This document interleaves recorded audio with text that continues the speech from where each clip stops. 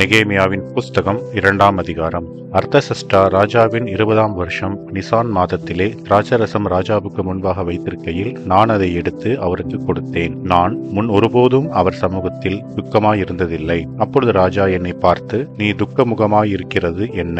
உனக்கு வியாதி இல்லையே, இது மனதின் துக்கமே ஒழிய வேறொன்றும் அல்ல என்றார். அப்பொழுது நான் மிகவும் பயந்து ராஜாவை நோக்கி, ராஜா என்றைக்கும் வாழ்க, என் பிதாக்களின் கல்லறைகள் இருக்கும் ஸ்தலமாகிய நகரம் பாழானதும் அதன் வாசல்கள் அக்கினியால் சுட்டெரிக்கப்பட்டதுமாய் கிடக்கும் போது நான் துக்கமுகத்தோடு இராதிருப்பது எப்படி என்றேன். அப்பொழுது ராஜா என்னை பார்த்து, நீ கேட்கிற காரியம் என்ன என்றார். அப்பொழுது நான் பரலோகத்தின் தேவனை நோக்கி ஜெபம் பண்ணி ராஜாவை பார்த்து, ராஜாவுக்கு சித்தமாயிருந்து அடியேனுக்கு உமது சமூகத்தில் தயை கிடைத்ததானால் என் பிதாக்களின் கல்லறைகளில் இருக்கும் பட்டணத்தை கட்டும்படி யூதா தேசத்துக்கு நீர் என்னை அனுப்ப வேண்டிக் கொள்ளுகிறேன் என்றேன். அப்பொழுது ராஜஸ்திரியும் பக்கத்தில் உட்கார்ந்திருந்தாள். ராஜா என்னை பார்த்து, உன் பிரயாணம் எத்தனை நாள் செல்லும்? நீ எப்பொழுது திரும்பி வருவாய் என்று கேட்டார். இவ்வளவு காலம் செல்லும் என்று நான் ராஜாவுக்கு சொன்னபோது என்னை அனுப்ப அவருக்கு சித்தமாயிற்று. பின்னும் நான் ராஜாவை பார்த்து, ராஜாவுக்கு சித்தமாயிருந்தால் நான் யூதா தேசத்துக்கு போய் சேரும் மட்டும் நதிக்கு அப்புறத்தில் இருக்கிற தேசாதிபதிகள் என்னை வழிவிட்டு அனுப்பும்படிக்கு அவர்களுக்கு கடிதங்கள் கொடுக்கும்படிக்கும்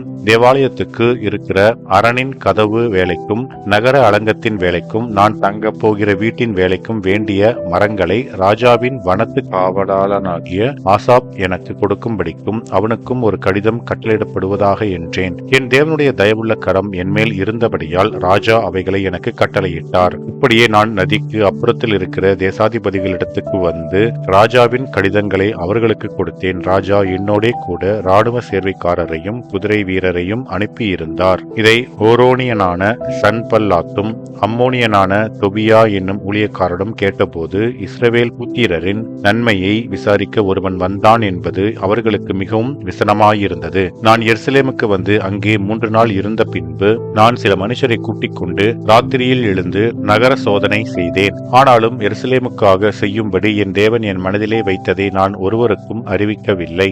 நான் ஏறிப்போன மிருகமே அல்லாமல் வேறொரு மிருகமும் என்னோடு இருந்ததில்லை. நான் அன்று ராத்திரி பள்ளத்தாக்கின் வாசல் வழியாய் புறப்பட்டு வலுசற்பத் துறவை கடந்து குப்பை மேட்டு வாசலுக்கு வந்து எருசலேமில் இடிந்து போன அலங்கத்தையும் அக்னியால் சுட்டெரிக்கப்பட்ட அதன் வாசல்களையும் பார்வையிட்டேன். அவ்விடத்தை விட்டு ஊருணி வாசலண்டைக்கும் ராஜாவின் குளத்தண்டைக்கும் போனேன். நான் ஏறி இருந்த மிருகம் அங்கே நடந்து போகிறதற்கு வழியில்லாதிருந்தது. அன்று ராத்திரியிலே நான் ஆற்றோரமாய் போய் அலங்கத்தை பார்வையிட்டு திரும்பி பள்ளத்தாக்கின் வாசல் வழியாய் வந்து விட்டேன். நான் போனதும் நான் செய்ததும் அதிகாரிகள் ஒருவருக்கும் தெரியாது. அதுவரையிலும் நான் யூதருக்காகிலும் ஆசாரியர்கள் பெரியவர்கள் அதிகாரிகளுக்காகிலும் வேலை செய்கிற மற்றவர்களுக்காகிலும் ஒன்றும் அறிவிக்கவில்லை.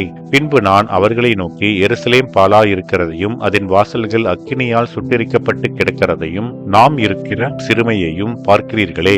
நாம் இனி நிந்தைக்குள்ளாயிராதபடிக்கு எருசலேமின் அலங்கத்தை கட்டுவோம் வாருங்கள் என்று சொல்லி என் தேவனுடைய கரம் என் மேல் நன்மையாக இருக்கிறதையும் ராஜா என்னோடே சொன்ன வார்த்தைகளையும் அவர்களுக்கு அறிவித்தேன். அப்பொழுது அவர்கள் எழுந்து கட்டுவோம் வாருங்கள் என்று சொல்லி அந்த நல்ல வேலைக்கு தங்கள் கைகளை திடப்படுத்தினார்கள். ஓரோனியனான சன்பல்லாத்தும் அம்மோனியனான தொபியா என்னும் ஊழியக்காரனும் அரபியனான கேஷேமும் இதை கேட்டபோது எங்களை பரியாசம் பண்ணி எங்களை நிந்தித்து, நீங்கள் செய்கிற இந்த காரியம் என்ன?